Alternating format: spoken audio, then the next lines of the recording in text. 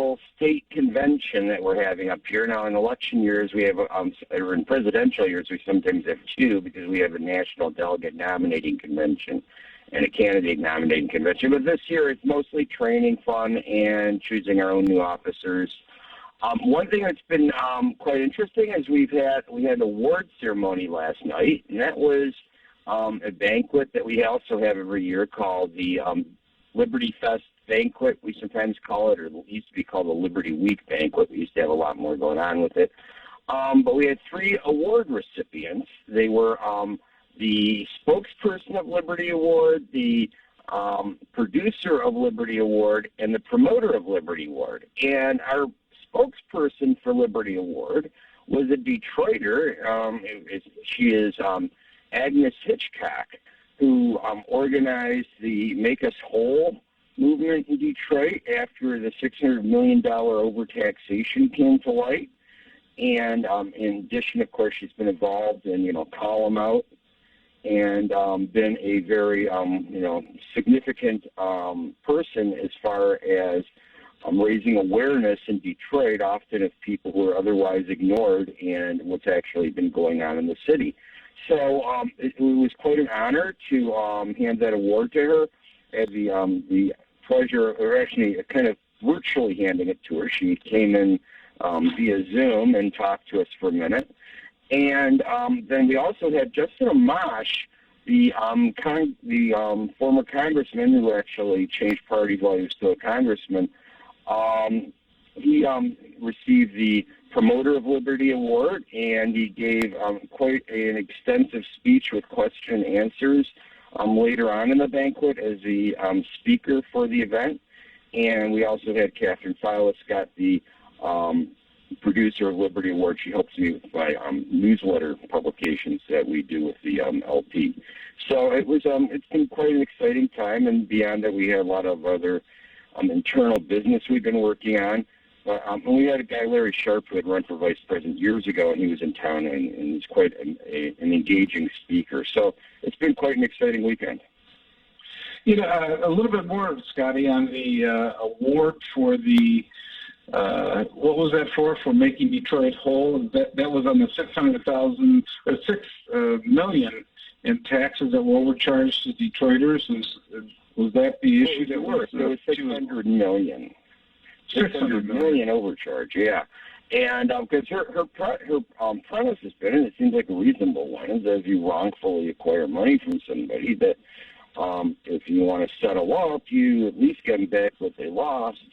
And that hasn't happened yet. And she's been bringing attention to it. Hasn't happened yet. She was also, by the way, one of the people who, kind of shed some light on Proposal N, that people are like, oh, it won't affect your taxes. Well, it doesn't say that directly, but if you create a new debt, that debt's got to be paid somehow, and the way cities usually pay their debts is through taxes. So, she sheds light on these things. And actually, she did use some of her speaking time to rally support in favor of Proposal P, though regrettably most of the people at the banquet probably would not have the opportunity to vote for Proposal P because they're not mostly, it's from all over the state. So there were not very many Detroiters other than myself there. But, she's been doing a lot, and I think it's important that people outside of Detroit take note of her efforts. And in the Libertarian Party, often we're perceived as a party that may be out of touch with the urban areas and may have been seen more as a suburban or a rural type base to our organization. And, we definitely are looking at what's going on in cities and realizing that there's a lot of room. Often there's a lot of room for cooperation on specific issues between progressives and libertarians, which from some people on kind of a libertarian conservative fringe may think that doesn't make any sense, but it does make sense. And there are, especially when it comes to matters regarding civil liberties and privacy and police reform, there's a lot of agreement. In fact, Justin Amash, I should bring up, who's one of the speakers, he introduced the Justice for Breonna Taylor Act that addressed things like no-knock raids, and he introduced legislation in qualified immunity, some of the first tripartisan legislation introduced in Congress. Unfortunately, it hasn't passed yet, and still, still got people fighting over the George Floyd Act now. So, but definitely we're becoming, a little more aware of what's been going on in the urban centers as a party. And, of course, I'm aware because I've been living in Detroit. But as an organization, I think we're getting a little more involved there. One of the issues that you mentioned at the children that was sentenced, there's been a lot of reaction, especially from the Detroit area, that the 22 years they felt that in the Floyd death that many people thought it should have been the 30 years. I don't know, is there any reaction to that up there? Whether has there been even any discussion that perhaps the sentence was too light compared to the amount of attention that it had garnered in the case, and really set the United States really into somewhat of a new direction? Did people think it was too light, or is it even being discussed at this point?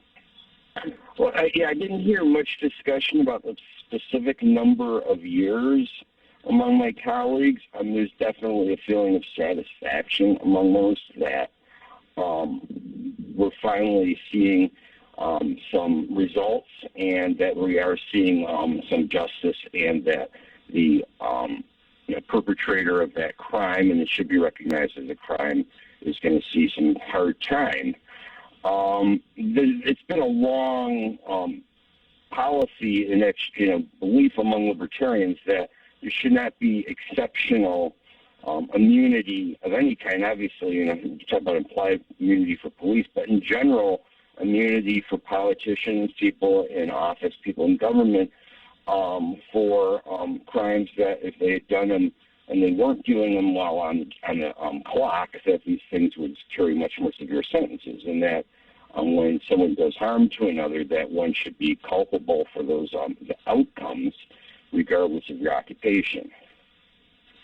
Yeah, one of the issues, it's called qualified immunity for police officers. In other words, if they're doing in the official capacity that they are as police officers and enforcing the law, a lot of times there's liability that can attach to the police officer, even though they might have, like you said, if they had done it as a private citizen, would definitely have received a punishment for it in terms of their action. And instead, the qualified immunity, which is being debated in Congress right now, what they're trying to do to limit it in terms of that. And the argument on both sides is that you're losing a lot of police officers. Right now, I think police resignations or retirements are up 45% from the previous year. So it's a type of occupation that's very difficult to keep people locked in. And we're seeing that, you see this constant tension. Like right now, the concerns are about the activity in Detroit around Greektown, and you've had something like 12 shootings in 3 weeks on the freeway, and things such as that. And it's not, the police have come out with a much heavier hand in trying to deal with it and say they're going to have more police. And in fact, President Biden this week deviated from some of the script and talked about crime and said that they're going to approve some of the money that they had given to locals and states could be used to hire additional police officers. Well, I know the Wayne County Sheriff's Department is close to 200 people short right now, and it's a matter of making sure that the salaries are properly compensated for the type of work that they have to do. And so there's always this tension in the Supreme Court. Michigan Supreme Court, I think, looked at the no-knock warrants and things like that, about knocking those out. And the legislature has been passing some reforms as well, trying to deal with it. So there's still a lot of tension in concerning the police. And I just saw that the city, I believe, of Oakland, California, just defunded some of the police departments $17 million, and said they were going to put it in other programs. They just passed it within the past week, that particular budget. So none of these are easy issues, and I think what you're seeing, I personally don't like the phrase defunding the police, and I don't like thinking that by ripping all the money away from them, that you're solving some of the problem, because a lot of people, especially in cities like Detroit, want the police around because they feel that it's a necessity, obviously, for their protection and things like that. So it's not an easy issue, and I think the Democrats are harming themselves by continuously calling for defunding of the police, the terrible turn that I think just sends up the wrong type of message, and Republicans keep clubbing them over the head with it. That's not an easy thing to deal with. Go ahead. Yeah, and when I'm going door to door and I'm talking to people, I stay in touch with the community, and I'm chairperson of a community advisory council, and what I'm getting a lot of feedback on is people will ask, are we gonna do something about the police? What's the are we going to be able to have them keep us safe? Or I got to be able to have someone that need better response time. We need to take care of speeding on our streets so the children are safe from getting hit by cars, and that kind of thing. So yeah, obviously there is a very strong feeling that among Detroiters, just almost universal, that they want the police. So that isn't a phrase that necessarily is going to win over a whole lot of people. Now, on the other hand, they want police, but they also want police that respect their rights and don't treat them bad. And there's also a common, a very common reaction among the people I talk to, that a lot of them are distrustful of their police. They're a little sometimes scared. There is this duality of being uncomfortable with police, being afraid of them, at the same time feeling that please don't take away our police. We really need our police really bad. So, and I think that the common ground is if we have the bad actors held accountable for doing wrong and held heavily accountable for doing wrong, and also that we treat officers otherwise better. I do think they are underpaid, and especially now that we have some inflation coming around, they're even more underpaid because getting the same thing is really getting less. That we need to pay them better. We also need to give them better security. A lot of people are thrown under the bus, and a lot of city workers, including police, are thrown under the bus regarding some of the benefits that are connected with retirements and at the end of service. And a lot of people, if they're going to go into something as a career, as this is what I'm going to do for, the rest of my working life, you want to make sure that when you're done with that you have, something to settle down with. And to have that rug pulled out from one generation of officers doesn't really put a lot of confidence in the next generation of officers to stick around. Yeah, you can join us at 313-778-7600, 313-778-7600. And I think that if the Democrats aren't careful, this term of defunding the police, I think, really creates a lot of issues that doesn't have to be there. I think everybody believes there should be accountability. If a police officer exceeds his authority, and there should be proper training and things such as that so that they don't exceed it in the first place, but if they do, that they're held accountable. I think if people feel that if somebody does something wrong and they're actually held accountable, or there's efforts made to make sure that they are doing the right thing, patrols and things like that, I think that you'll be much further ahead with the community than just screaming that you want to defund the police and you want to eliminate them. I think that really doesn't get us any place and isn't very good. You can reach us, as I said, at 213-778-7600. Scotty, has anything come up over there about some of the flooding or anything like that in terms of our infrastructure? I mean, what President Biden is trying to do with the infrastructure bill, and looks like the compromise they've come up with it is for bridges and roads and things like that, which includes the underground system that freeways have for floods and things like that. I guess Michigan is very inadequate in terms of trying to maintain those. It's been very difficult. That's why you're seeing so much flooding. I mean, I know you've been up in Mount Pleasant at the conference, but Detroit and the metro area is just a mess because of the downpour that we had on Friday night. And some of the infrastructure bill might be able to address some of that. And it looks like they got perhaps an agreement on it, but it looks like there's been a big mix-up on whether the president said that he will only have two bills in tandem that he will sign, the infrastructure, but then also a larger, what he calls a human infrastructure bill that is going to be part of the tandem that he says he wants to sign at the same time. He's walked that back since then. I mean, there seems to be confusion now whether he said he will sign only both bills at the same time, or whether he'll sign one at a time with that as well. So, but there's been a lot of flooding here, and that type of infrastructure money could certainly be used for the bridges. And I didn't realize that freeways are built below the city lines, or below underground, where they dig them out. There literally are ditches, because they want to try to stop the noise from rising into the neighborhoods and things like that. So you got to have a water pump system to do it. And I guess Michigan's are very inadequate at this time. We saw that the past couple of days. Yeah, I have heard plenty. In fact, my own basement is flooded.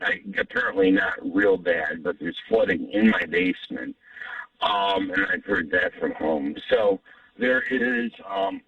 I am keenly aware of that, and I've received warnings for people when I'm coming back, like, be cautious about effectively flooded freeways where it's not passable, where it may look passable, and then your car gets swamped and stuck in this water.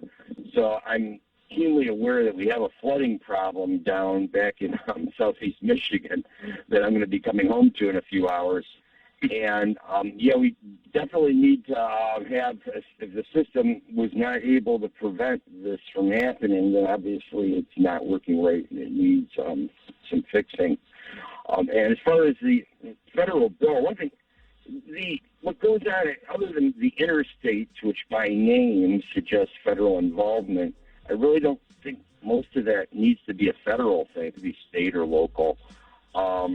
As far as flood control, other than I do understand interstates.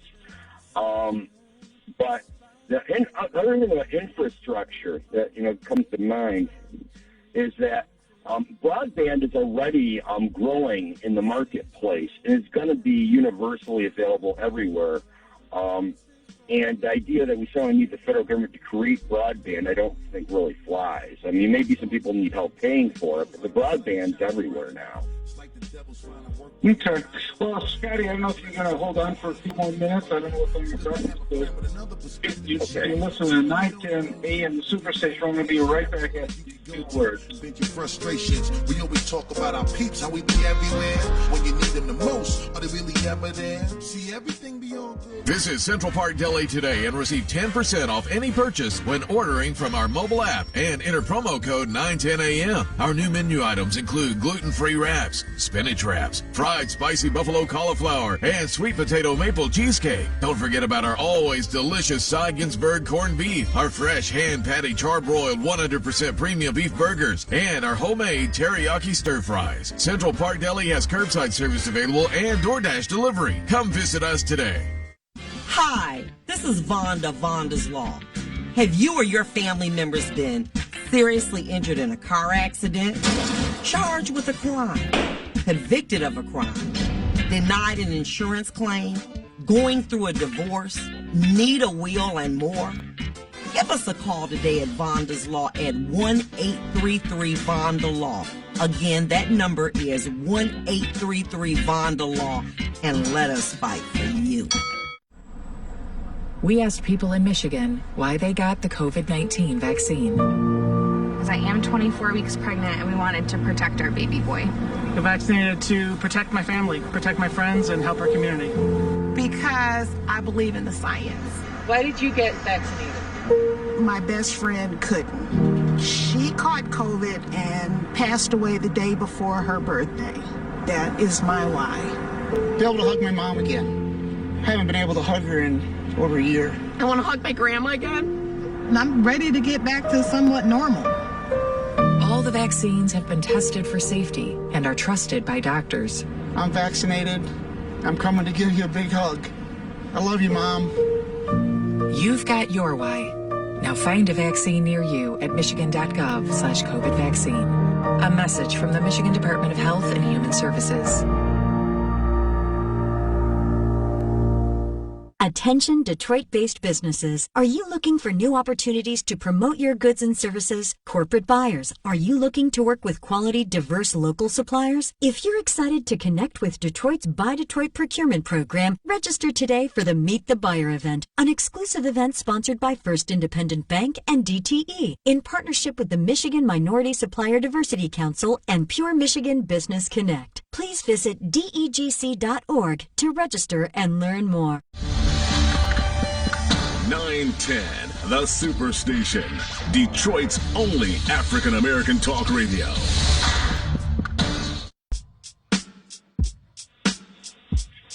Good morning. You're listening to 910 AM Superstation. My name is Robert Ficano. Flooding and the power has affected our 8:30 guest that they do not have power, so they're not able to call in. I know that a lot of the phones were knocked out. Mine was out for close to the mid-afternoon yesterday. AT&T was just about the whole Midwest, and a lot of the East Coast was knocked out because of flooding and stuff like that was occurring in the Midwest from the rains. I know we only have a few minutes more, Scotty. We do have some callers like to talk to you. Okay. We have next. I think it's Gary. Gary, you're on. Yes. Good morning, and thank God for us not being swallowed up in the water. Thank God Willie is not there to cut me off early. I want to say this: President Obama stood at the George Washington Bridge in D.C. and begged the Congress and the Senate. Then he went to Dallas, where the Republican senator wanted to vote against everything, and spoke about infrastructure. And it's a shame that racism is the reason why bridges are falling, apartment buildings are falling, people trying to live in spaces that are not structurally sound. And he did a whole layout of whether or not something is qualified to even still be standard. And yet we stand up here with the same excuse, Republican, Democrat. If we don't like anything else about Trump, he made all of them think, whether it was thinking right, wrong, or indifferent. And the real bottom line is the reason why we ended up with a Trump is because people get tired of the excuses, sitting up, watching somebody make $200,000 a year, and no matter what happens, if the government stops, they still get paid and nobody else does. No matter what happens, they still get government insurance. They get welfare from the government until they die. Once you've been a congressman or a senator, you get paid the rest of your life. If that's not the highest level of welfare, what is?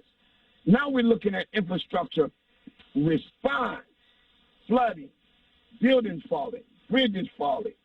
Please explain to me, how is it that we still allow incumbents to keep getting reelected?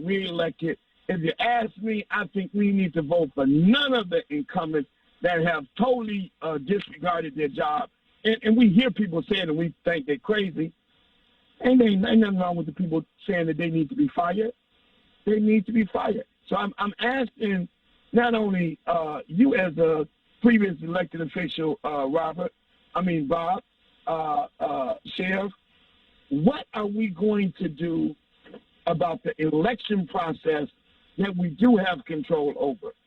And how do we? I know I'm doing the best I can around the country I was on the conference call early this morning with Georgia and Florida, because we're trying to get people who generally wouldn't be involved in the political system, so they can't be affected by all of the little political fake people who got slates who they just get paid for, and you don't even see them at the polls. But the real bottom line is we got too many politicians that have an easy government ticket, and then they complain. Explain this to me. They complain about somebody getting government assistance or government bills, but their friends and them get billion-dollar checks. I mean, literally billion. Okay. The last bill, I think we get your point. I think we have your point. And I agree. Go ahead, Scotty. Yeah, I agree that they are.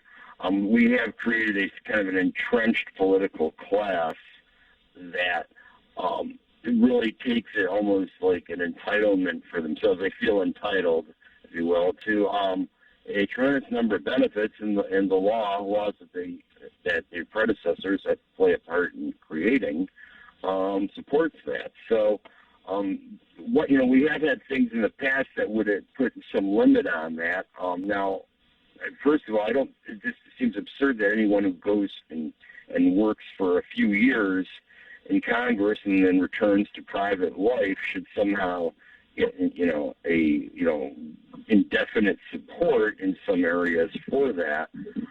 That's more like what you do out of a career. And in many cases, that is what we have. We have career legislators in office. And term limits, I think, was designed to address that. And in Michigan, that's been effective. There's constitutional challenges on the federal level. But one thing that was never really taken up, and I point this out, is that you can't add extra constitutional limitations on legislators, because the Constitution already spells out what their terms are and spells out the qualifications to run for office. But what you can do is limit ballot access. I know they can do that because the state's been doing it for as long as I've been alive, and they've had various different requirements that enable people to run for office on the ballot. You could have, still without having a hard term limit, you could simply say ballot access is only available to, for instance, a representative in Congress who has served no more than 3 terms, or a senator who served no more than 2, that kind of thing. And they could still run for re-election, but now they have to run not with their party label on a regular ballot, but they have to be a write-in candidate, for instance. And if they get elected as a write-in candidate, then they must be one of the good ones. And sometimes, I hear people say, well, term limits are a bad idea, because sometimes some of the best people are people that they want to re-elect. And, well, this would be a way they could do that. If a person's so popular that people are willing to write in his or her name because that person on the ballot, that person back in Congress, well, then I'd say that person is serving his or her constituents really well. Yeah, one of the problems, Scotty, that you run into that is that you have to exactly write it the proper way. So people put, like, instead of your official name on the ballot, or the affidavit would be Robert Ficano, if you put Bob Ficano, does they mean my son? And those kind of ballots can be tossed out because it's unclear which one they're trying to write in things like that. So it gets to be a real quandary. Maybe sometime we should have Mark Brewer on to explain some of that, because it gets really complicated. Although Mike Duggan won with a write-in campaign, that's part of it. I know you have to go. I don't know if you want. We have more callers, but we'll be glad to be getting to them as well. But I know you have a breakfast that you're supposed to get to up there, Scotty. So if you got to leave, we appreciate you spending the time with us here this morning. Well, and thank you very much for having me on, as always. Okay, then, Scotty. We'll have you on as a regular panelist coming up. Next week we're off with the 4th of July. I think the whole station is off on the 4th of July, but the week after that we'll start. Next up, we're switching out some of our guests. Thanks, Scotty. We're switching out some of our guests because the flooding has affected who we were supposed to have on at the 8:30 show. We're going to be getting to Walter Epps, a former deputy, in a few minutes, but we have a few callers that have been calling in and probably would like to express something here. So go ahead. I know we have two Tims on the line, so I'll let Ed, our board operator, choose which one comes up next. Go ahead, Tim.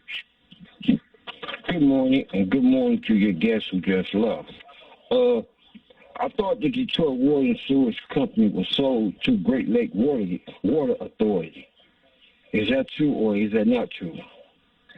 No, it's more complicated than that. Detroit retained its assets. In other words, it retained Gary Brown runs the Detroit Water Department, although it's part of the Great Lakes Authority, and there's support between the two agencies that interact with one another. But Detroit still owns its own assets.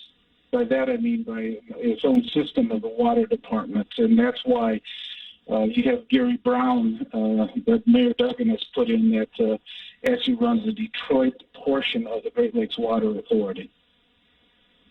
Okay, because it seems like Gary Brown is not doing his job. He knew of the problem of the sewage problem before Duggan appointed him, because he was the city council and he have stayed in the city of Detroit. It seems like Gary Brown don't know what he's doing, and it seems like I'm calling for Gary Brown to be fired, because he should never been appointed at that position anyway, because he didn't have no experience in the water thing. Only thing he was an ex-cop who got fired, and he was a former city council member who people did not vote in. I'm calling for Gary Brown to be fired, and everyone else should be calling for Gary Brown to be fired, because he stayed in the city of Detroit, and he know how he is once the water get backed up. Maybe if we had someone competent enough, they already know of how to when it rain and how it flood and things like that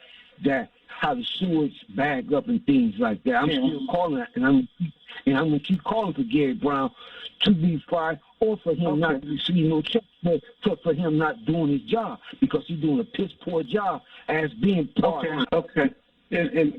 And just in this particular case, with the flooding that happened from Friday, it is a system of the underground pump stations that have failed under the freeway systems. I understand that Michigan's are very antiquated, and they've been trying to repair them. The last big flood like this, from what I understand, was 2014, where all the freeways flooded and stuff. But to say it's just Detroit is unfair, too, because if you look at Dearborn Heights, other areas of the city, just like the whole Southfield Freeway, everything is completely flooded. So it's the underground system that really impacted this, and the pump stations actually just failed miserably, and they got to be replaced. They got to be repaired. You have to have maintenance. You have to have upkeep.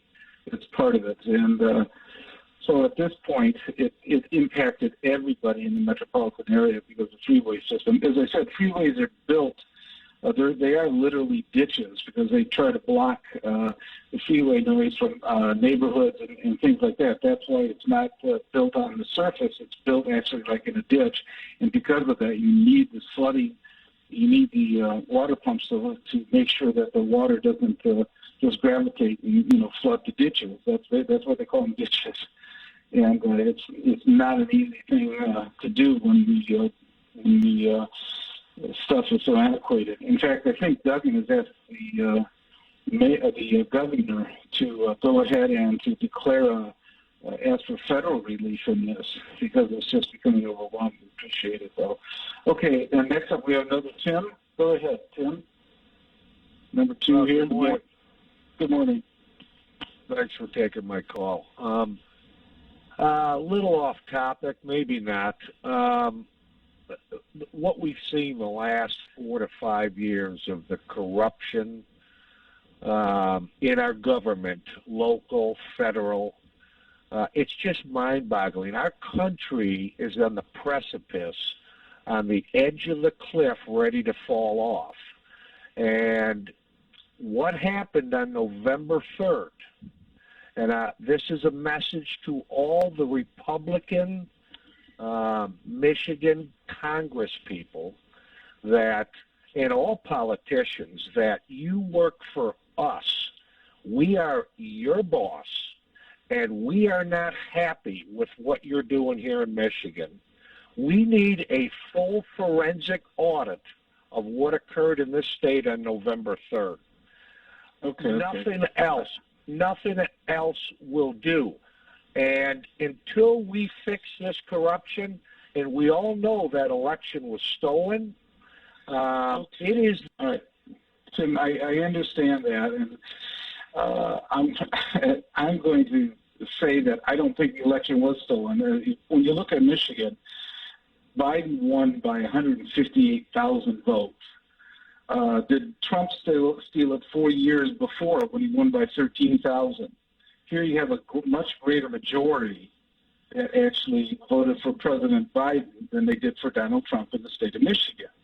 You've had several reports, including from the Republican legislature, I believe Choske and some of the other leadership, that said they didn't see any fraud in any of this. Now you got attorneys that are starting to be sanctioned because they seem to put this type of information out. And it seems like we can't get over this. And if Donald Trump thinks it was really stolen from him, which I guess his own intent is that he does believe that, at that point, he should run again then in 4 years and see if people actually agree with him. It's almost become like a cult following. And, you know, our democratic process isn't built on a cult personality. It should be on policy and what is a good thing to do for programs, you know. So President Biden should defend what he's trying to do in terms of these social programs and things like that. That's a legitimate policy argument that you can have in the Congress and things like that. But we keep reverting back to whether there was, this fraud that occurred. And, you know, Biden won by 158,000. That's really almost impossible to say that fraud actually occurred with that type of number of people that actually won, or the number of putting Biden over the top here in the state of Michigan. And I know in Arizona they're going through this and some of the other process. Now, I think the Democrats have played up the insurrection, and I think by them putting together a commission, I think that at that point, it's keeping it alive as well. And I'm sure the Democrats want to keep it alive until at least 22. They see a benefit to it. But to say that it was stolen in Michigan, I think is a really far stretch at this point, because I don't think that when you win by 158,000, that's a lot of votes. And you would have had to have a conspiracy of a lot of people for that to happen, including a lot of Republican clerks outstate, and nobody sees that actually happened, you know. And unless you have 100% loyalty to Donald Trump, he goes out and he attacks you with it, and there's no room for debate on things. So anyway, thanks for calling in. We appreciate it. One last one before we get to our 8:30 guest. Lori, you're on. Good morning. Good morning. Yes, listen, I just wanted to make a comment about the voting also. The voting, we need to have an audit also here in the city of Detroit with the clerk and also the Wayne County clerk. We need to have an audit of some kind of rehaul for the way our election process is going. Also, I want to talk about the water department. You know for yourself, everyone in the city of Detroit, that we did not have this problem when the Detroit Water Department, when we were in charge of the water department. So I wanted to let people know that it's no way that I would even have thought about hiring an ex-cop who knows nothing about water in the city of Detroit. He also was the city council person, plus he sued the city. You know, so I think it's some kind of animosity that he has towards the city of Detroit while he's doing these things to us, because everybody I talk to, their basements are flooded, and it's happened over and over and over again. So we need to take a look at the people that this so-called mayor is appointing to these positions that do not have any clue of what to do for the citizens of the city of Detroit. Thank you for taking my call. Okay, thank you. Next up, we were supposed to have a guest by the name of Antoinette James discussing her new book, Behind the Badge, but the power is out because of the flooding, so we were able to reach her. But we're very fortunate to have Walter Epps, that former deputy that is now head of, I believe, the Democratic metropolitan area, is a club. And so, Walter, welcome to 910 AM, the Superstation. Good morning. Good morning. Thank you for having me. Glad to be here. Sure. There has been a lot of discussion, and you have some insight into this. Well, first of all, before we get into some of that, why don't you tell us some of what you're doing and your organization and what you've been promoting? So so the Detroit Metropolitan Democratic Club has been around for a while, but we're recently, this year, we're getting very, very active. Last year, in spite of the COVID through 2020, we weren't very active. That slowed things down tremendously. But this year, we're getting very active. The first thing that we're doing is one of the first thing we're doing is we're having an event. We have an event next week, or this coming week, Tuesday at 6:00. It's a Meet the Candidate event for city and Detroit elected positions, where we're inviting candidates down, and we'll have them introduce themselves and answer a series of questions. That's Tuesday at 6:00. We'll be live streaming that on social media as well as Zoom. So we'll have a download link for citizens, voters to call in and view the event on Zoom. If somebody's interested in viewing the event, Walter, how do they plug into it? From my Facebook page, we'll be live streaming, and that's Walter Epps, EPPS. You can actually go right to my Facebook page and pick it up from my Facebook page, and you'll see the live stream happening real time. And then if you go to our website, dmdc1.com, we'll have the link available to the Zoom meeting as well. Okay. Well, now, since you're holding this forum, and it's for city council persons, what do you think are what are you feeling are some of the issues, or your organization or your group feeling some of the more important issues that the council candidates should be talking about coming this Tuesday? So, that's a good question. So we got a lot of candidates, right? We got many candidates to go through, but we believe that the primary questions are the important questions that will should get information out, just pull information from the candidates. Three areas basically. One is what I'm referring to as definition, and that's more about the candidate, where we learn about the candidate themselves and where they stay in their position. Two is fiscal responsibility.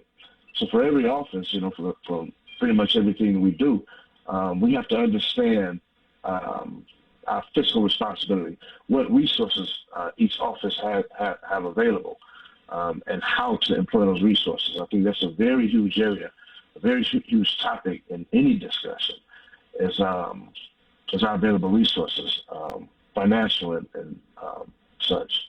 And then infrastructure, right? We with the city of Detroit and Southeast Michigan here, it's a lot of things that we're involved in, what we're trying to do for an individual that's running for an elected position in the city of Detroit or in the surrounding area is maintaining or building the city, building. I guess you can call it infrastructure. And what we're referring to infrastructure is the city itself and the citizens that occupy our communities. So what are candidates doing for our city? Voters want to know what do you bring to the table? What is it you're offering? What's your platform? Why should I vote for you? We already have a caller, and I know he's about to lose the signal, he said, so we're going to put him on real quick. Go ahead, Mr. Positive. You're on with Mr. Epps and the rest of the panel here. Hey, real quick, I wasn't calling with Mr. Epps, but I was calling with my buddy Timmy the Tiger, who was just on. And he was talking about a forensic audit. And it only makes sense that why don't we do it? We have nothing to lose if we get to the truth. So let's do the forensic audit in various counties to see what maybe has the domino effect going forward. You know, maybe something is there. And the only reason I bring this up is because when you see the, when Trump talked to the public, thousands upon thousands of people went. When Biden talked to the public, maybe 100 people went. And you're just wondering, is there something there?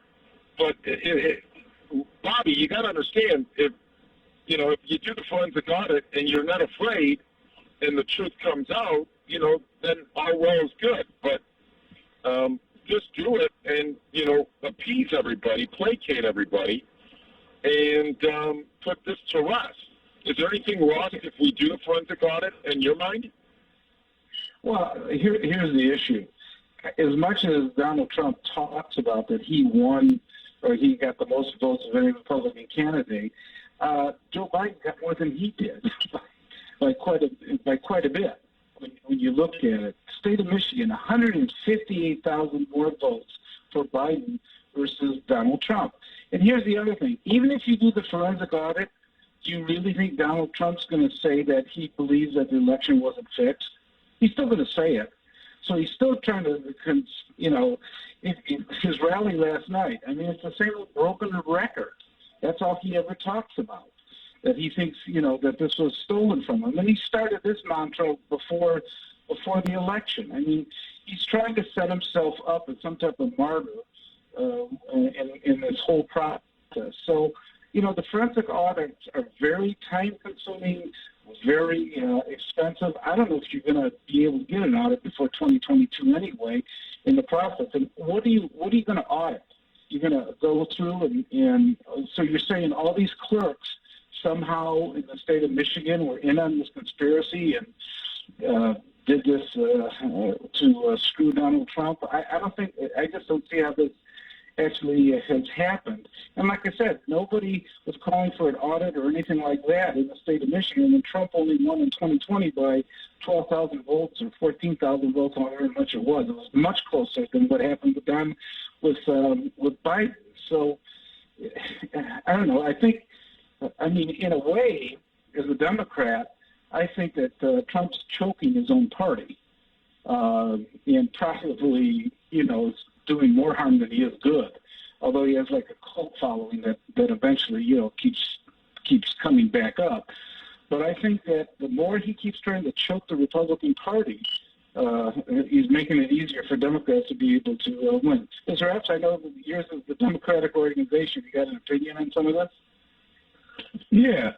As a matter of fact, I'll tell you, when the election happened, so a lot of us sat and watched the television, during the process, the night of, and I think it confuses a lot of people because I was confused, right? I guess I wasn't in tune to the Democrat strategy, but a lot of people got confused because Trump was in the lead, right? People that were actually going to the polls as the numbers were coming in, Trump was just way, he was way ahead. It just, so people assumed, and going into the next day, Trump won. That's how it looked. But as the ballots were getting counted, and that's the process to count the ballots, I actually volunteered with the city to count ballots. And so I saw the process. And it was a very fair process. It was a tedious process because the ballots had to be counted. But I think people got confused seeing that Trump overnight, it appeared he won, but as the ballots were getting counted, Joe Biden got ahead. So the Trump supporters are saying, hey, and Trump himself, hey, I won. What happened? How did I get beat? Where did these numbers come from? And so it just spurred from there. I know you had a firm position in law enforcement. We have Police Commissioner Willie Burton on with us as well. And what do you think about this whole mantra about defunding the police? Do you think that's going to hurt Democrats come, in 22. It seems like the Republicans are just clubbing them over the head with this, and I think they didn't realize that it looks like they're trying to eliminate all the police departments. And I saw a statistic yesterday in an article that said 45%, or I should say there's been an increase of retirement of police officers of 45% the past year over the previous year. And I think we're setting ourselves up for a real crisis here. Just what are some of your thoughts on all this, defund the police, and where you think some of the Democrats might have a vulnerability with this? So that's been a touchy subject with me, right? So I'm a retired police officer, and I do believe in law enforcement, effective law enforcement. So I think when we talk about defunding the police, we really have to put that in context. What does that mean? What are they saying? Are they when we say defund the police, does that mean eliminate police position, eliminate police programs, or does it mean reconfigure, right? Look at a police department, take a police department, and kind of, instead of drawing back, kind of reallocate funds for better training for officers. And it just depends on the context that you hear defunding in. And I've heard it put in different ways how people define it. And again, if we're talking about reducing law enforcement, if we're talking about taking away effective law enforcement programs that work, that actually prevent officers from doing their job effectively, then yes, I think that'll hurt us down the line. But again, on the other side, if we're taking funds and we're reallocating funds for better training, training with community, maybe training for officers to get better, to learn how to work with citizens better. I just think it just depends on what context we're putting that in. Okay. Police Commissioner Burton, any opinion on some of this? I don't know who's still with us. Willie? Absolutely, Bob. Good morning, everyone, to our listening audience. We got to look at the police participating in a 1033 program as well as the 1122 program with the Department of Defense. Number one, military-grade equipment does not have a purpose or need on the streets in America's blackest, poorest city like Detroit, Michigan. I said again, military-grade equipment does not have a purpose on the streets of Detroit. We as a board of police commissioners, we need to put together a policy to prohibit Detroit Police Department from participating in these programs, and I encourage other cities to do so as well. Walter Epps, where do you stand police militarization? Do you feel that law enforcement should be able to call up the Pentagon and say, I want to arm a tank? Or send me a couple of choppers? Yeah, and that's a good point, Willie. You're right. I think there's, and again, when we say defund the police, for me, reallocate, right? Let's get some better training in here. So there has to be, and I think law enforcement has to recognize across the country, there has to be alternatives, right? Alternatives to work with people, to deal with specific situations. And you're right. So, and that alternative is not always, bringing out the big guns, right? Sometimes communication just goes a long way. So no, you bring up a real good point, Willie. That's one thing. Like Bob Ficano said, he's for, he's not for defunding the police, but he is for putting dollars go into social programs. Am I right, Mr. Ficano? Yeah, I think we have to make sure, Willie and Walter, that we don't fall into this trap of thinking by eliminating police departments or police officers that we're solving any kind of problem. I think the training becomes important. We had several programs in the Sheriff's Department when we were all there that, tried to emphasize what, the respect and things like that officers have for people that they're stopping and on the street and things like that, and not to be abusive. So the training becomes real important in this whole process. And I think, you can have other programs. I think Chief White is implementing one where social workers are showing up at certain type of situations with the police, not eliminating the police showing up like at domestic runs and things like that, but perhaps a social worker, once it's under control, can help intervene and, calm down the situation versus just having the police trying to do it. Mr. Epps, if you can hold on a few more minutes, we're going to go to a break, and then a few minutes after 9, then we'll let you go. I appreciate you spending the time with us here, if that's okay. You're listening to 910 AM Superstation. My name's Robert Ficano, and we're going to be right back. I made a decision that everything's going to be all right. Are you looking for a great deal on advertising? Here at 910 AM Superstation, we're going to make you an offer that you can't refuse with our Godfather Package Special. You can receive 200 spots for $500. That's right, 200 spots for only $500. That's $2.50 per spot. All spots must air within a 30-day schedule, and 910 AM Superstation will produce your spots for free. Please contact Renisha Williams at 313-434-8291. That's 313-434-8291. Please call now. Join WFDF 910 AM Superstation as we will be bringing you the Rocket Mortgage Classic from the Detroit Golf Club. Listen live as returning champion Bryson DeChambeau plays against Ricky Fowler, Bubba Watson, Phil Mickelson, and the rest of the field. Tune in Thursday, July 1st and Friday, July 2nd from noon to 6 p.m. Eastern Standard Time, and Saturday, July 3rd and Sunday, July 4th from 1 p.m. to 6 p.m. You can only listen to the Rocket Mortgage Classic on 910 AM or Sirius XM Radio. Are you getting the most out of your Medicare plan? Are you sure?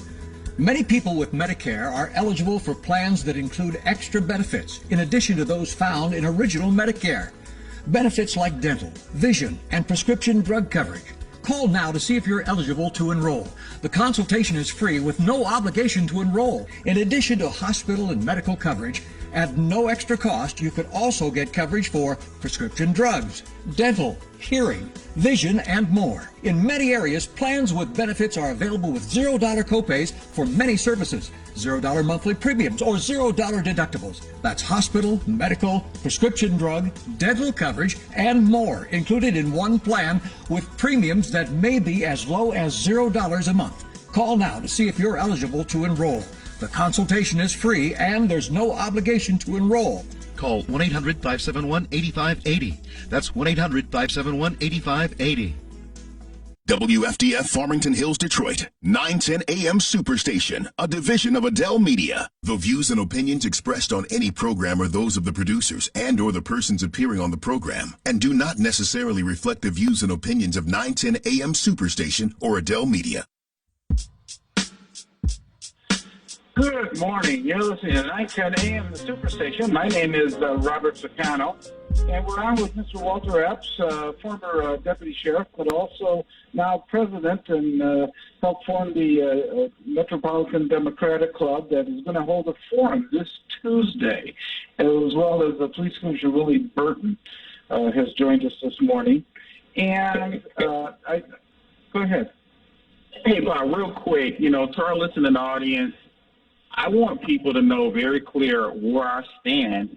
I stand for demilitarizing the police from using facial recognition.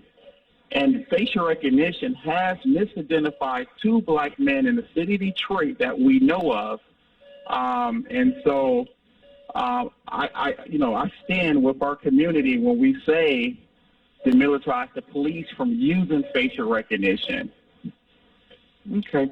Well, we have a couple more questions for Walter. Then we're going to be getting to our 9 o'clock guest, Mr. Abraham Aiyash, the state representative. We're going to talk a little bit about the new no-fault law that's going to have its impact on July 1st. So we have with us, I believe, Larry. Larry, you're on with Mr. Epps. Yes, thank you for taking my call. Listen, gentlemen, there are two issues that I want to bring to the attention of your you can provide answers to us on how best to deal with the situation. It involves mail. I am a person that has received my mail through CVS Caremark. It comes through the mail. As of the last 2 months, I've not received any mail, any medicines by mail. There is some type of an issue that's going on with the mail, with the delivery of the mail. I say that to say this, is that there are people that are living off of medicines coming through the mail, very important information coming through the mail. I again say that because we do have an upcoming election, and I'm asking that the people not send their ballots through. If you receive an absentee ballot, get to the mail because it could be delayed or not delivered at all in time in order for it to be counted. So I'm asking that those in their mail to the Elections Commission and deliver it, themselves. That way we are assured that our mail is getting through. So I'm hoping that someone can speak on this issue, that there is an issue with the mail delivery here in the city of Detroit, and I believe it's going on all over the country. As to why that is happening, I'm not understanding it, but I'm hoping that the Democratic Party, take more issue or insight of this to alert the people that there are elections that are upcoming. There's important information that's coming through the mail system. The problems with the mail systems are of such that I feel that we as citizens, we really need to be alerted about this particular issue. Thank you, gentlemen, for taking my call. Okay. Thank you. Walter, any final comment on something about the mail and mail-in ballots and things like that? Just so people perhaps are a little bit more aware, the bill that the Congress is trying to pass, it's already passed the House, House Bill 1, and they call it Senate Bill 1, says that any absentee ballot can be applied for at least 4 days before the election, which the issue it creates really is that the post office says any ballot should be returned 15 days before the election because they can't guarantee that it's going to reach the clerk, which is, okay, so if you do it 4 days before, like the law says, but it doesn't reach the clerk, or your votes by election day, or I think that's what the provision means in the congressional bill, then at that point you got a problem that it's not going to be counted. So, Walter, I know that absentee ballots and people like my dad, who's 91, doesn't engage on the internet, and so it does create issues with the mail at this point, especially for absentee ballots and things like that. Yeah, you know what, and that's huge. One of the things that we plan to cover tonight, Tuesday night with the clerks, is voter suppression, right? So there's a lot of things coming out. A new bill trying to be passed that actually affects that topic, voter suppression.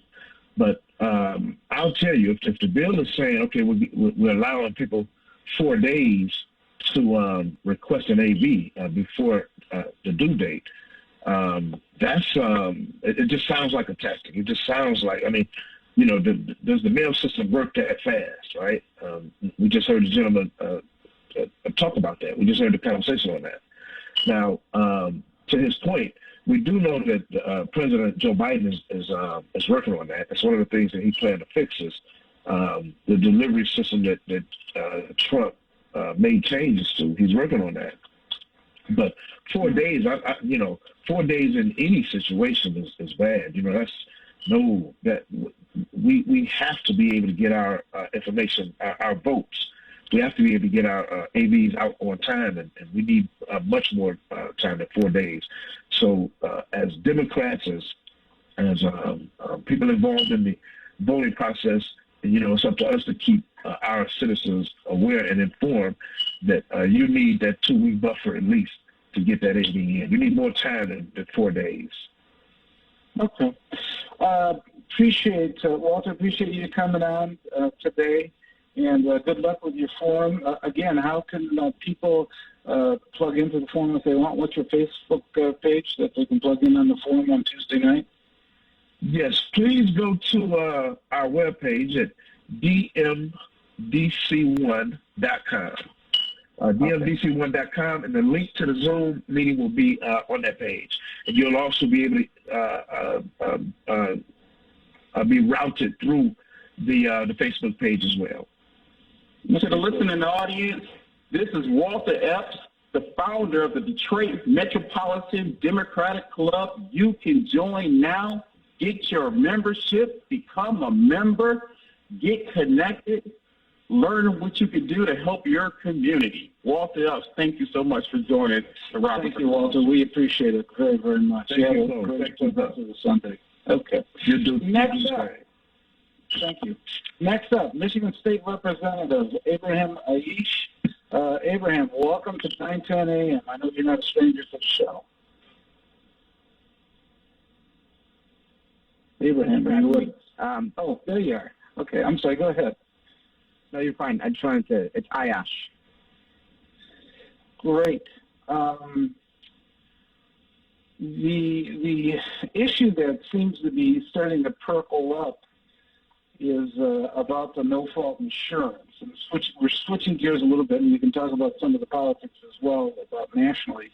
But in Michigan, one of the issues that seems to be coming up is about the no-fault. The July 1st deadline for people that have some serious injuries that probably will need some permanent care the rest of their life.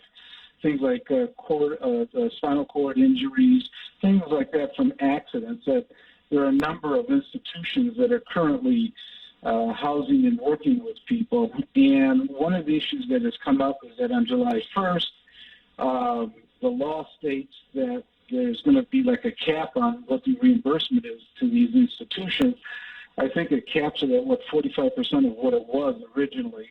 And a number of them have said they're just going to close down, and a lot of these individuals that have these disabilities really don't have any place to go, perhaps a nursing home, but that's been about the extent of what has happened. And I saw that Governor Whitmer said that she wanted an adjustment to this, and I don't know. I know that my understanding is you voted against the original bill that set some of this up. So what are some of your thoughts on how perhaps we can correct this and what we can do? Yeah, so just to give some context, on July 1st, there'll be a 45% reduction in the amount of money that caregivers and providers can receive for people that are catastrophically injured. And the narrative behind that was, well, there's too much fraud in the system, there's people who abuse it, and there's no doubt that there's probably some reality in that, right? Absolutely, there are concerns that some folks in the system are probably abusing it, but the vast majority of folks that are dependent on care, wheelchairs, they need a ventilator, they are trach dependent. Those folks need this care. It is literally life and death situation. So on July 1st, the 45% reduction would effectively cut so much of this necessary life-saving support for so many people. So the legislature just introduced a $10 million fund that came out of the general fund that would have good actors, so to speak, to apply to get reimbursed for their services as a temporary fix. I voted no on that. I think it's kicking the can down the road, which tends to be a habit that happens in Lansing and doesn't fundamentally address the issue of you got a lot of people that are going to lose their care, and it's clear that the system that was set up, the auto no fault from 2019, the auto no fault reforms were not a step in the right direction. We have not seen rate reductions for Detroiters, which was one of the biggest promises that we were told, that if you vote for this bill, you're going to see Detroiters have lower auto insurance rates, and that's just not true. So yes, last week was an attempt to address the fee schedule deadline that was coming up to guarantee that those who are catastrophically injured do not lose their care.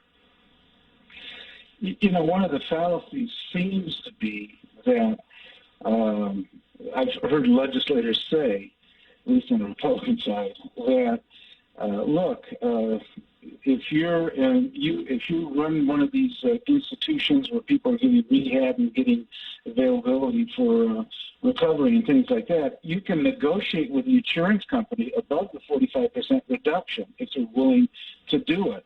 Well, if you have this law that says they don't have to pay over 45%, it doesn't seem like the insurance companies are going to voluntarily say, yeah, we're going to pay you more in order to take care of these individuals. It just seems counterintuitive, like they would do something like that, at least insurance companies.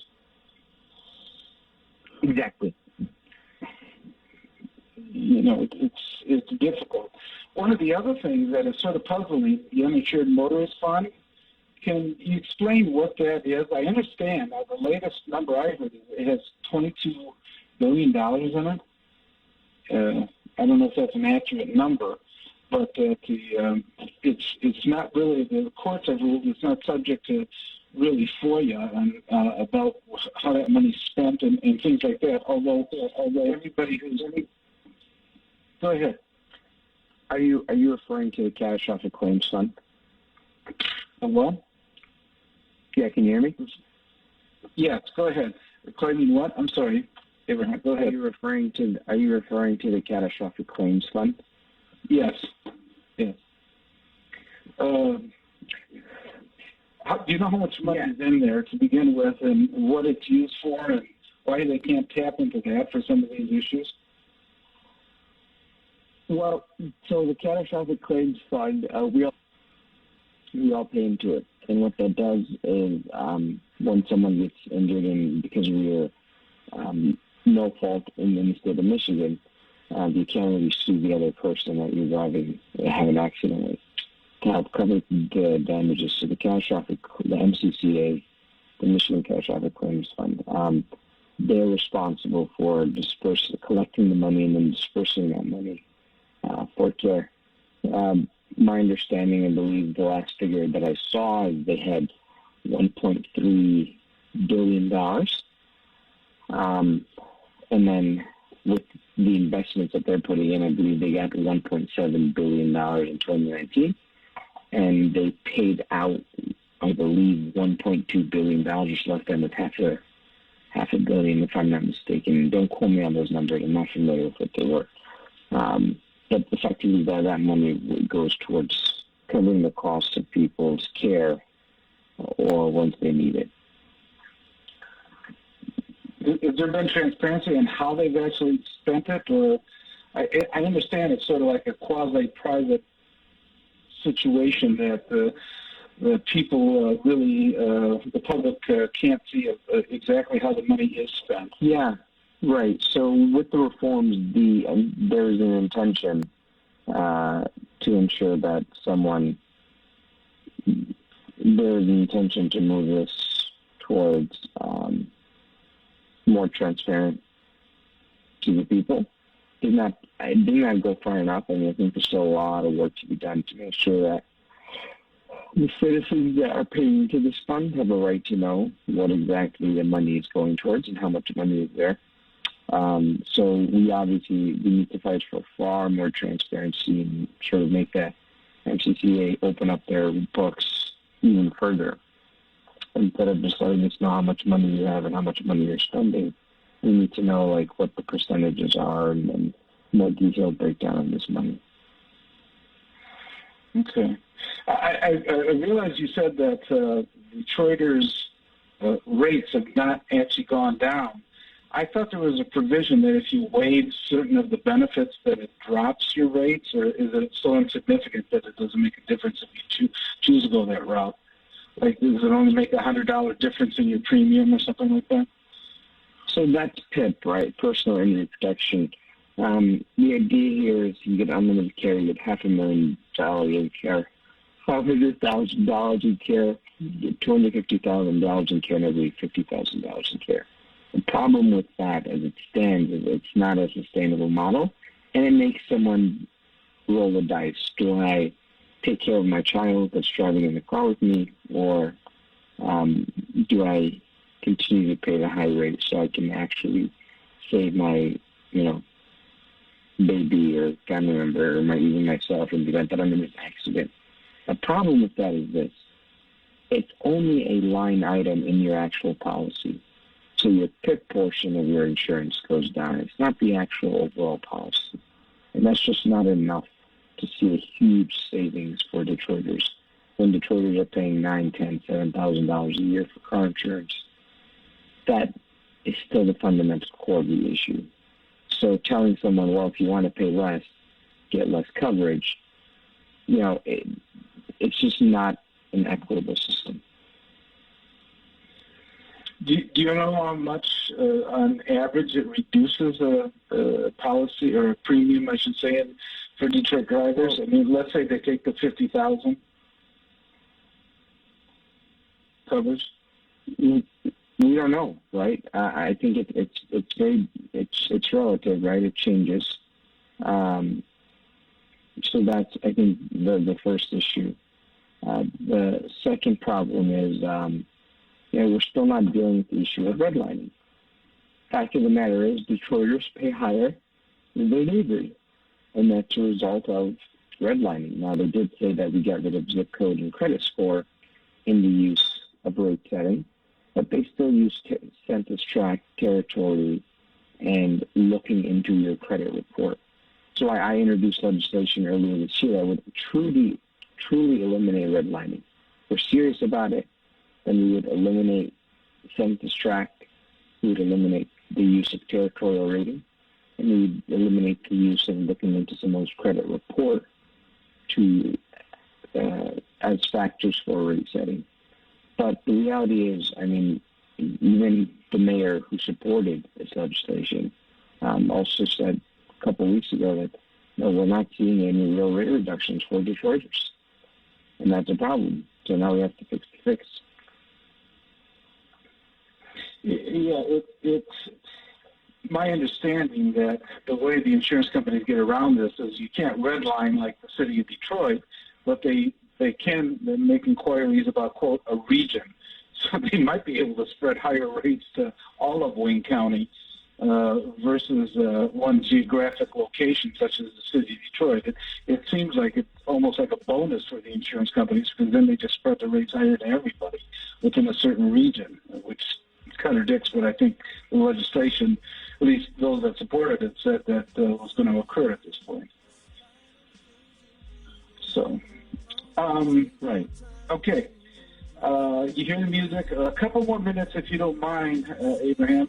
We're going to be back in a few minutes. My name is Robert Ficano, and you're listening to 910 AM Superstation. Yes, let me talk to you. See, when it feels like the sun ain't shining bright enough, it's like the devil's trying to work to give an idol up, and no one blesses. The following message has been brought to you by the doctors of Horsley Foot and Ankle. Thick, dark fungus nails? We treat that. Those hideous bunions and hammer toes? We treat that. What about those thick corns and calluses? We treat that too. I suffer from foot pain and heel pain. We treat that. Even falls, breaks, and sprains? We most definitely treat that. Let the board-certified podiatrist of Horsley Foot and Ankle Surgeons treat all your foot and ankle needs. Call us today at 248-559-5200. That's 248-559-5200. Horsley Foot and Ankle is Metro Detroit's premier foot and ankle specialist. Make your appointment today. Call 248-559-5200. Diabetic feet? We treat that. Painful legs and cramps? We treat that. Numbness and tingling? We treat that too. Horsley Foot and Ankle treats it all. Make your appointment today. Call 248-559-5200. Join WFDF 910 AM Superstation as we will be bringing you the Rocket Mortgage Classic from the Detroit Golf Club.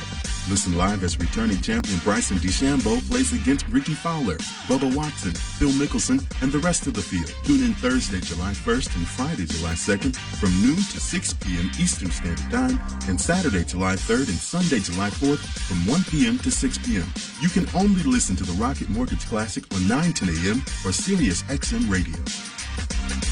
Listen up, America. Are you or a loved one suffering with an addiction to alcohol, opiates, prescription painkillers, or other drugs? There is hope. Medication-assisted treatment is proven most effective for opiate addiction recovery. Utilizing medications such as methadone, Suboxone, and Subutex, combined with inpatient treatment, you can achieve lasting recovery. Most insurance is accepted, so call us now. Please call 800-625-5860. We are 910 AM Superstation, bringing you real-life issues around the city of Detroit and abroad. Politics, law, entertainment, you name it. We encourage you to connect with us on Facebook, the 910 AM website, or drop us a line at 313-778-7600. 910 AM Superstation, how may I help you? Your voice counts, your voice matters. 910 AM Superstation. 910, the Superstation, the oldest radio station in town since 1922.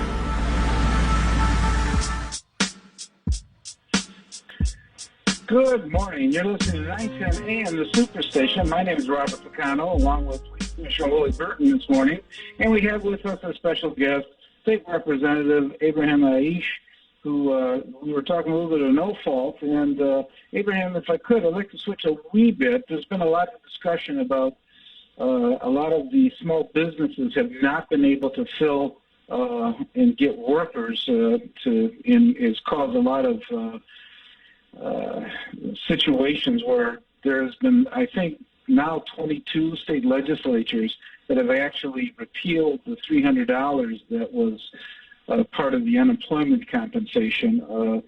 A lot of these legislatures have said that they think that that's been a detriment to people going back to work. I did talk to owners of several small businesses, such as Tim Hortons and some of those, and said they just can't get workers, that many of them close early. They were describing in the past they had staffs of perhaps 30.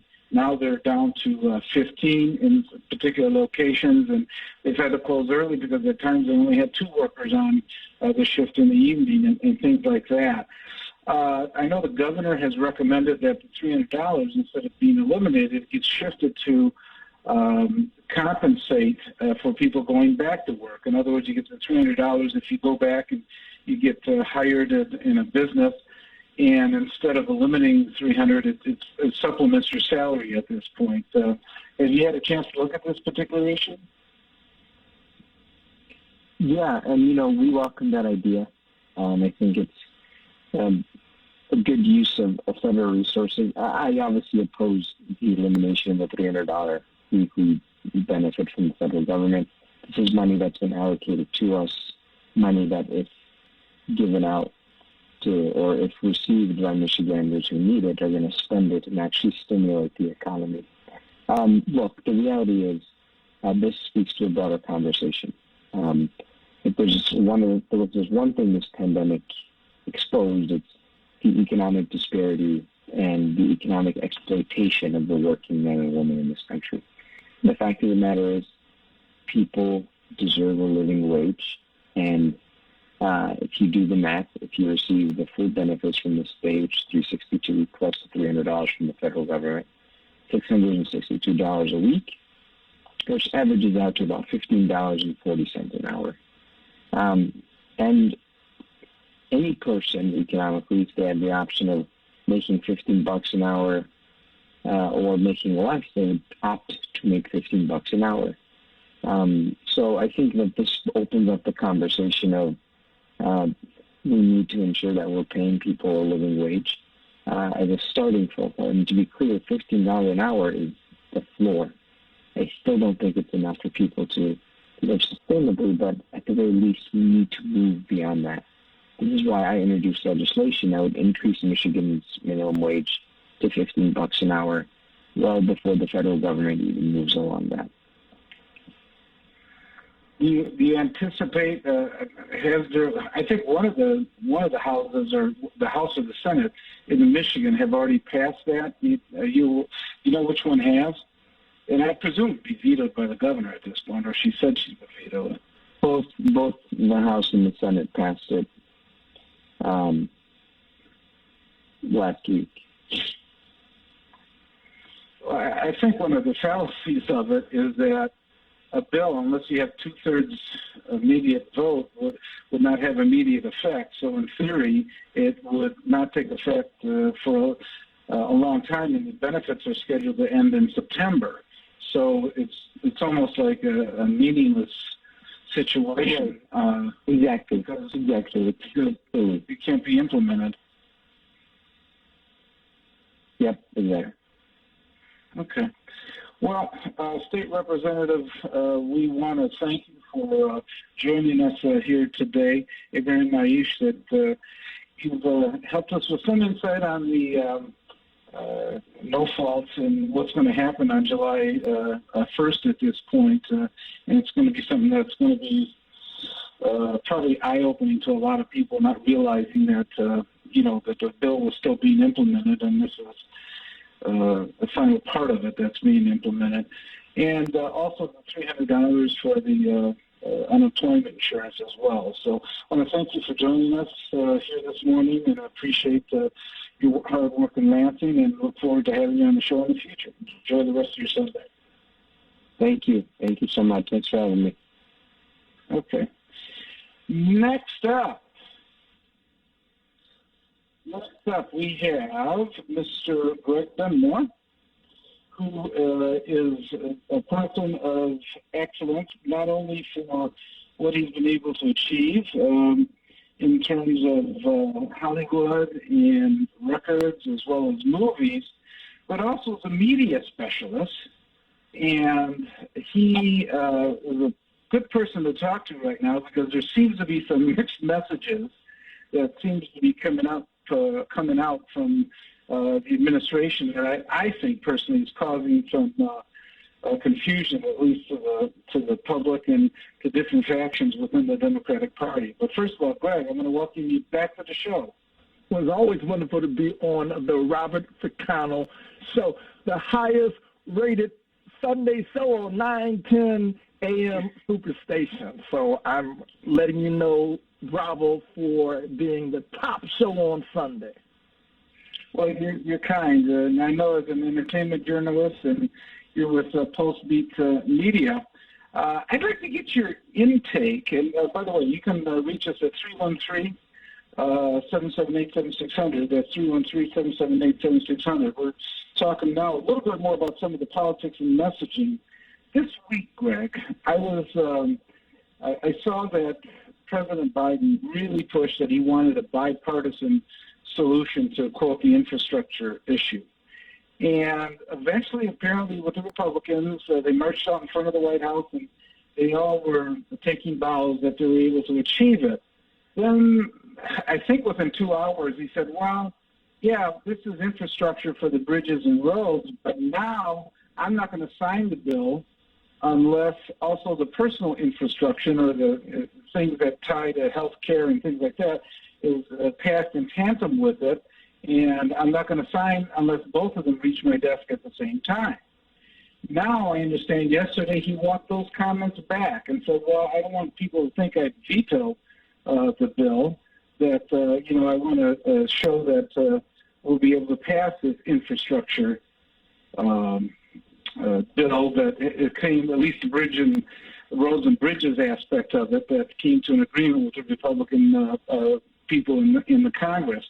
Now you have others that are backing away from it that said they were going to support it, at least on the Republican side. So as a media specialist, do you think that the message could have been better in the way that he's tried to convey this? And do you think they jumped out there too soon? Or it also angered some people on the left as well, that some of the progressives like Bernie Sanders that said, well, I'm just going to introduce a $6 trillion package, because I don't think they're covering everything. Do you see that this has created somewhat of a message issue for the White House? Yeah, I think that one of the keys of being, and you're very good at this, Bob, as a person with a very seasoned political background, the art of the deal involves the art of the message. And, when you're cutting deals, it is about, and I guess if you are a person of the dark side, you use the word, I'm going to blackmail you, you must do this to get that. And that is just the way it is, when we are negotiating deals. But when you're communicating something and you're a politician that is supposed to be what Donald Trump was not, and you're a fair-minded person, you're a person that is not supposed to be manipulative. And so I would suggest, because of Biden's image of being this very fair-minded person, but he's like anybody else. He knows that in order to get what you want, you have to leverage. And I think that the message that he really has to put out is for those who, I don't know, who are potentially interpreting what he is doing as being very indecisive or even controlling in the negative way in which controlling means. I think that he just has to be a little more verbal about articulating that this is the way it is, and when you backtrack on something, you can potentially be viewed as a person that is not in control. So it is a very difficult position. You were in that position too, Bob, and I think I should ask you, how did you handle it when you had to be all things to all people, and in order for you to get what you wanted when you were seated rather in that powerful position, and you've been in many, how did you get what you wanted to get, and you knew that you had to kind of will and deal, and you did not want the media to attack you because of you playing the game the way it's been played from day one? So what did you do?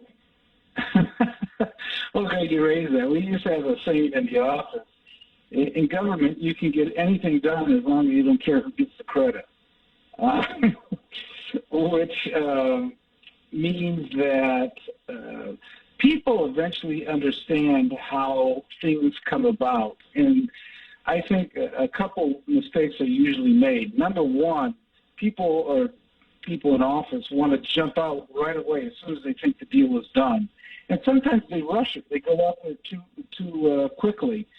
And it leaves open a lot of questions. They don't have answers for things that pretty basic to whatever the deal was.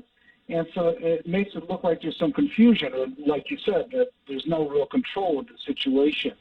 Many times it pays to just pause and say, okay, what does all of this involve? And it's all right to spread some of the credit. I think one of the biggest problems that Donald Trump has is that it always had to be about him. And I think he didn't realize that if he gave others credit, other people in leadership positions, that he would get more than one deal, that they feel that he's fair in the way he, hands out credit and things like that. If it's always just about yourself, you're jumping out there and you're doing this, I think what President Biden did in this particular case is that he didn't really contact Bernie Sanders and some other people that probably would have just swallowed it and said, okay, we're going to go with this route for a while. Instead, they were sort of blindsided by it. And nobody, because first of all, the press was always saying this deal is not going to get done, it's not going to get done. So they wanted to jump out there and they walked out on the White House lawn right away. I think within hours of it, they ordered pizza, ate, and were happy with it, so they walked out. And there were still a lot of details, and one of the major ones was, well, is this bill got to be in tandem with the other human infrastructure that has to be passed as well? And I think a lot of the Republicans were caught off guard about that, and the ones that negotiated this deal were caught off guard about that. And so it should, it's a matter of, pausing, even if it would have taken a day. Because the press is always yapping at you. They want to know, is it done, is it done, is it done? Yes. And there's nothing wrong with saying it's not done yet. We're working on it. Don't worry. You can't say don't worry about it, but you can say just be patient about it.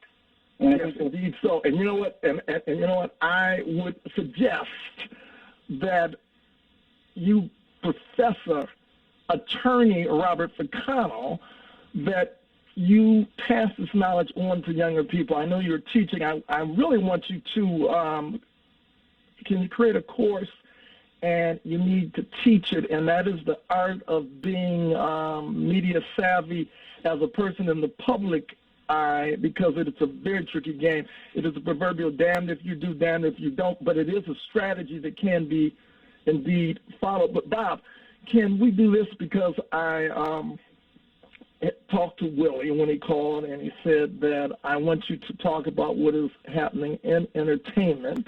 And so Sure. Can we do this? I want to talk about 7 things because lucky 7 is a spiritual number, and we're going to go cross-generational, cross-cultural, and maybe even cross some folks by saying something they don't like, but we will hopefully make them think. So let's go. Now, first I want to ask you, Bob, did you know it's her birthday today? What birthday? I said, did you know that it's her birthday today? Herbert, no. No, I didn't. Okay. Well, now you're asking who is she, and she is her.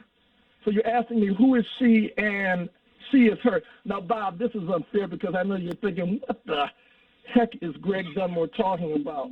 Now, because I said we're going to go now. This will make sense in 1 second. Now, because I said we're going to go cross-generational, now, I want to throw back. Remember the comedy team of, and I think this is the only show that is going to have a throwback to a legendary comedy team. And thank God you and I, Bob, we're both seasoned enough to know these names, Abbott and Costello. Now, you know that means something to you, right?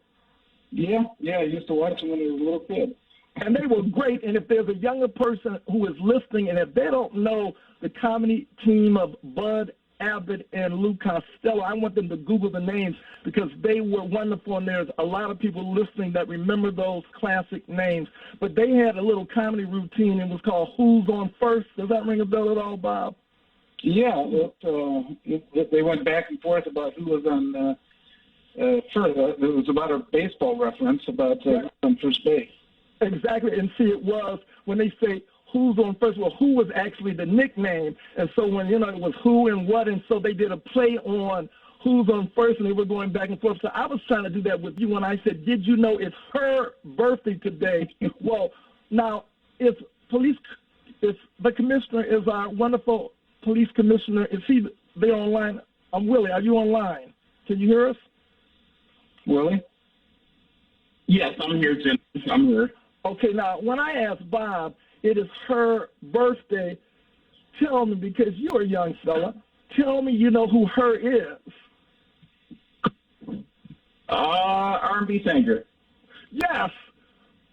Bob, her is she's one of the hottest R&B singers, and today is her birthday, and her name is Her, H-E-R, and it's an acronym for, which is really, I think it's kind of fascinating because when you think about who's heard of her, well, her is hot, okay? She's a hot name.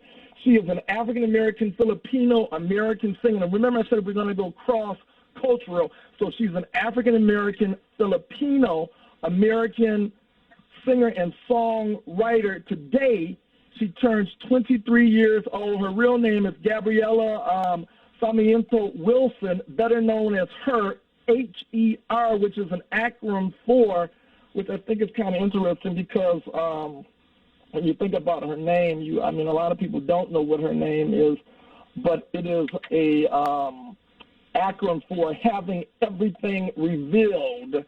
And she's multi-Grammy Award winning, and she won also, just the last go-round for the Academy Awards, she won the Academy Award for having penned and performed the best song for the Academy Award, the best original song, which was Fight for You from the film Judas and the Black Messiah, which we talked about on your show.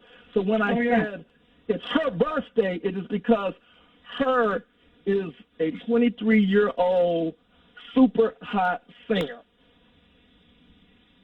Okay. So now you know who Her is, Bob. You got me again. Well, see, there are many people listening. Don't feel bad. There are many people listening to this show.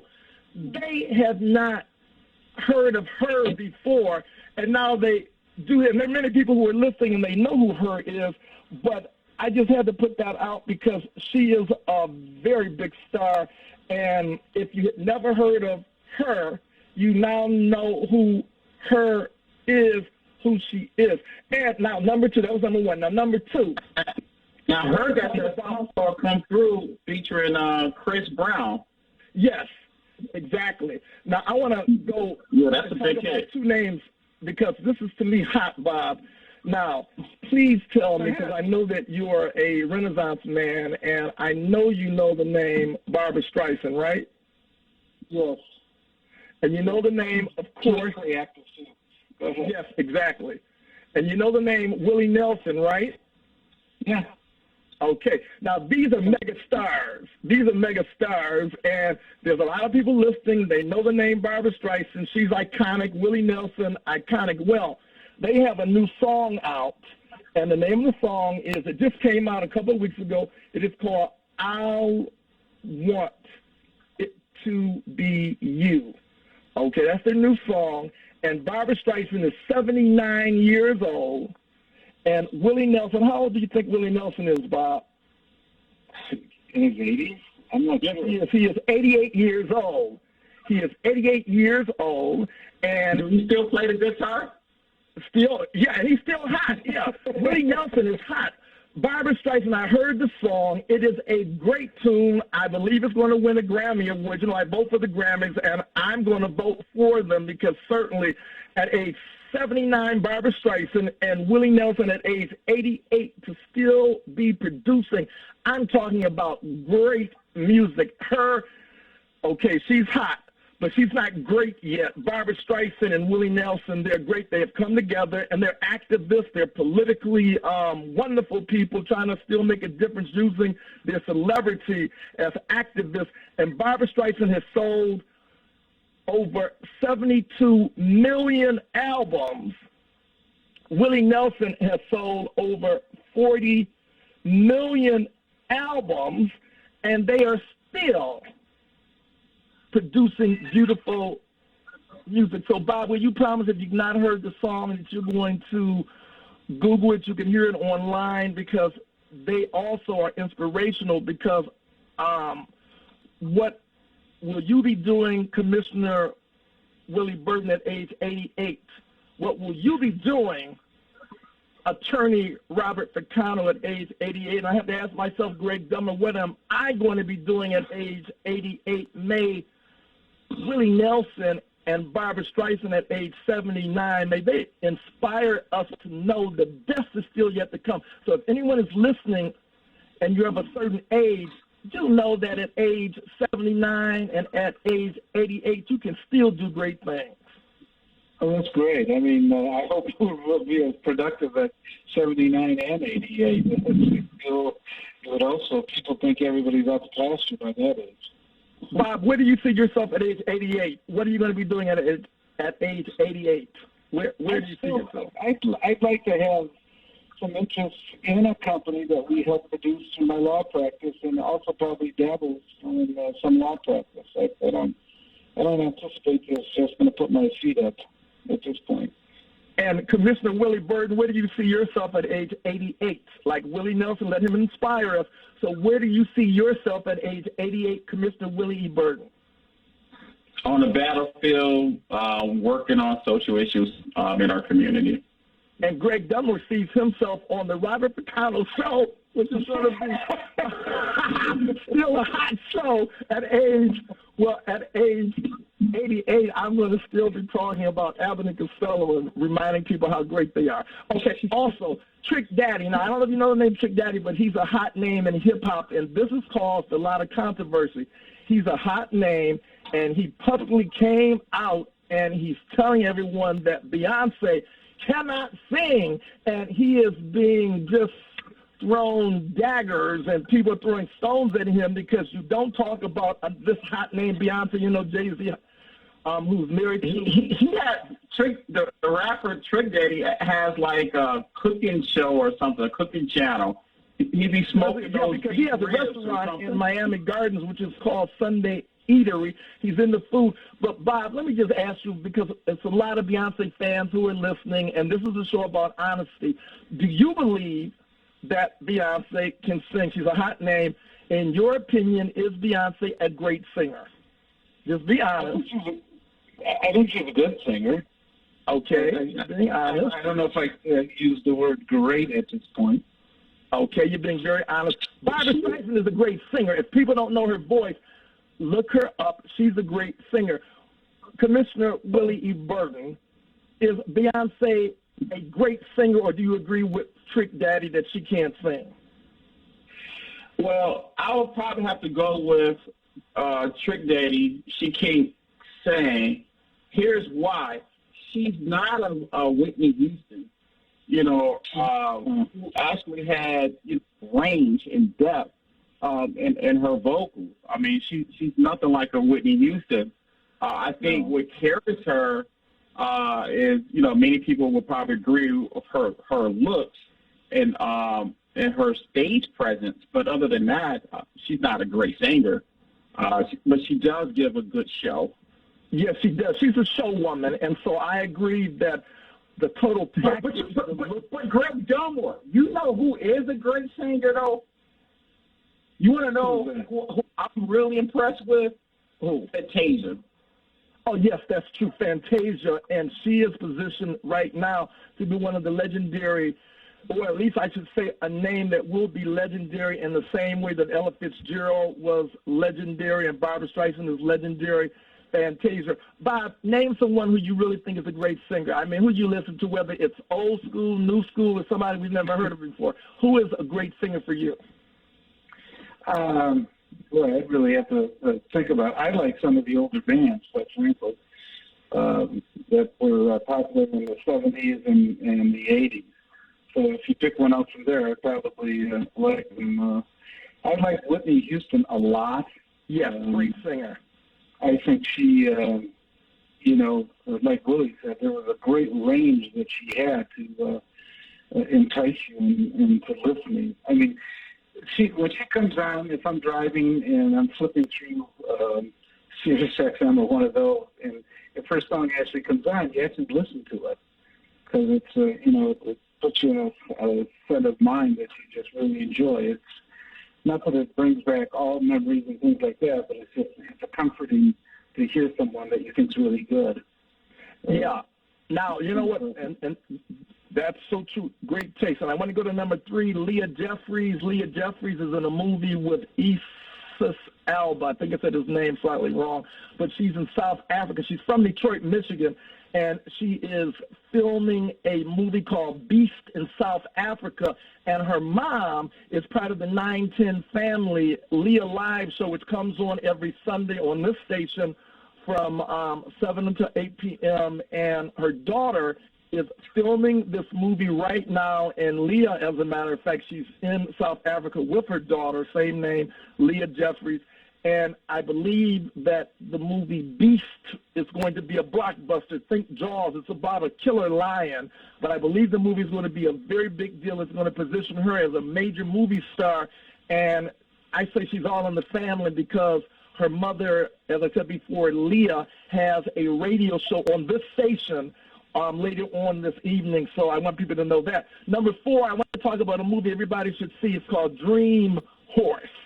Now, remember those great horse movies like National Velvet and Black Beauty, All the Pretty Horses, Seabiscuit, Secretariat? Well, there's a movie called Dream Horse. I just saw it, Bob, and I want you to see it. It is an excellent movie about a horse, and I kid you not, if you see it, I believe you're going to say Greg Dunmore really picked a winner. I believe it's going to be nominated for an Academy Award. So when that happens, people can say they heard it first on your show from Greg Dunmore talking to Robert Ficano and Willie E. Burton.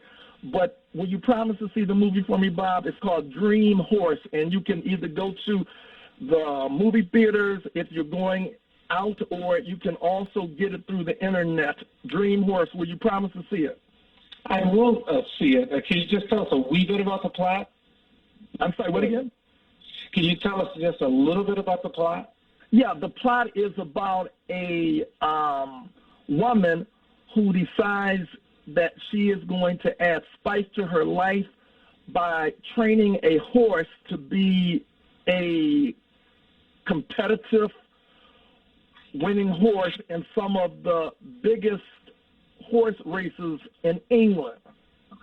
And so she takes a horse and she trains the horse, and the horse becomes a superstar, and it's based on a real story. Now, I don't know how exciting I made it sound, but Bob, if you watch the movie, you're going to say Greg Dunmore called it. It is a great movie. I want the audience to write it down, Dream Horse. They're going to love it.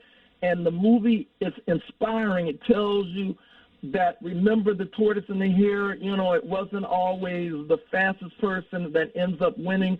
It is the person that sometimes is the underdog, and it's one of those kind of feel-good movies. They have to watch it. Number 5, you know, I started listening to all the shows on 9, 10, and I'm loving it, and news is entertainment. Think about Don Lemon and Chris Como, Rachel Maddox, Walter Cronkite, Barbara Walters, locally Bill Bonds. Bob, do you remember the name Lou Gordon, the Lou Gordon Show? Yeah, he was very provoked a lot of people, and wasn't he the one that tripped up Romney's father when he was running for president? Yes. That he was being brainwashed by the Pentagon? Yes, that's exactly who he was. He was a local name that had a hot show. But these are all news people, and news is really hot. Like, I cover entertainment, but for me, news is entertaining. And I thought, why do I love news? I just love it. I watch CNN all the time, and I watch it for enjoyment. And I came up with a theory, Bob. I said the reason why news is so entertaining is it's just like superhero movies. Superhero movies it's about power. And people love power. Superheroes have a lot of power. And when you listen to the news, it's about power because everyone knows or should know knowledge is power. So that's why I think we're enjoying our news show. This is a news show, and it's also entertaining. I listen to your show for entertainment. I listen 9-10 to Sam Riddle, Mayor Mary Weaver, Theo Broden, Sharon McPhail, Adolph Mungo, Mark Lee, Miko Williams, Monica Morgan, the Leah Live Show, Charlene Mitchell, and my show, Can We Talk, with Kim and Greg, every Thursday on this station from 7 to 9 p.m. And every Sunday I'm listening to the Robert Ficano Show for the news because it makes me feel more powerful. And I love power, and it's entertaining like a superhero movie, you know. So news is the sort of hot entertainment. It relaxes me. Don't you love news, Bob? Don't you like listening to CNN? I'm too addicted to news, I think for my well-being sometimes. Well, it's a good thing because remember, that's why you're so powerful, Bob, because news gives you knowledge, and knowledge is power. Everyone who is listening to this show, they're having fun, but they're also picking up information. I got to go to number 6 real quick. Britney Spears is really hot because I know we're getting ready to go off in just a minute or two. Britney Spears, everyone is talking about her. She's age 39. She's fighting her daddy because her daddy, and this has been on every major news outlet, pop singer. She's worth over $50 million, but because she's had mental issues that her dad took over her estate and her affairs, and she is now in court right now protesting the fact that she needs her freedom back to make decisions. They even, which has been very controversial, they have put the contraceptive, the IUD, and I saw that. I read that, and so it has become a very noted discussion. Should it be a legal issue as a woman of age 39 that she feels that her sanity is such to where she is not a threat to anyone and that she should not have her father controlling her affairs, and they say it's just insane, and so everyone is talking about it, that no one should have that kind of control over a woman who is 39 years old, and she's inferring it's about her estate and people really wanting to control her money, not necessarily for her health, because she feels that she is quite capable of making her own decisions, even though she did have a bout with mental illness. I mean, it's captivated the national audience. I mean, there's articles about it all over. And number 7, because I know we're getting ready to go. Number 7 is, what are we going to do about the rumblings that are happening in Greektown and going into downtown Detroit? I want Commissioner Willie Burton to say something. I cover arts and entertainment, and I'm telling people that, yeah, Detroit is a destination city, but we're hearing about gun violence. We're hearing about rumblings happening downtown. I even witnessed a fight on the waterfront as I was talking to someone about this turbulence that's going on. When you're coming to downtown Detroit, be on your best behavior. It's good to have a friend with another perspective to show you. Someone you know that knows you and gives you motivation. Someone that you could go to and vent your frustration. Visit Central Park Deli today and receive 10% off any purchase when ordering from our mobile app and enter promo code 910AM. Our new menu items include gluten-free wraps, spinach wraps, fried spicy buffalo cauliflower, and sweet potato maple cheesecake. Don't forget about our always delicious Seiginsburg corned beef, our fresh hand-patty charbroiled 100% premium beef burgers, and our homemade teriyaki stir fries. Central Park Deli has curbside service available and DoorDash delivery. Come visit us today.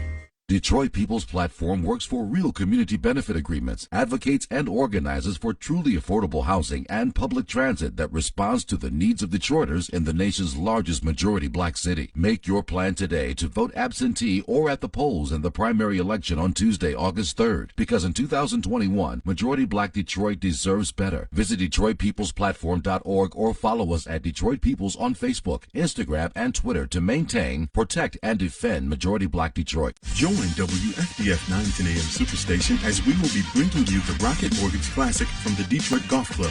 Listen live as returning champion Bryson DeChambeau plays against Ricky Fowler, Bubba Watson, Phil Mickelson, and the rest of the field. Tune in Thursday, July 1st and Friday, July 2nd from noon to 6 p.m. Eastern Standard Time, and Saturday, July 3rd and Sunday, July 4th from 1 p.m. to 6 p.m. You can only listen to the Rocket Mortgage Classic on 910 AM or Sirius XM Radio. We all love fried food, but the problem is all that excess oil and fat can cause you to become overweight. Well, now there's the Cook Light Aerofryer, an amazing kitchen miracle that uses air to fry instead of oil, so you can have the same delicious flavor and crispiness of deep frying using little or no oil. Get that deep fried taste and crispiness with up to 70% fewer calories. Enjoy.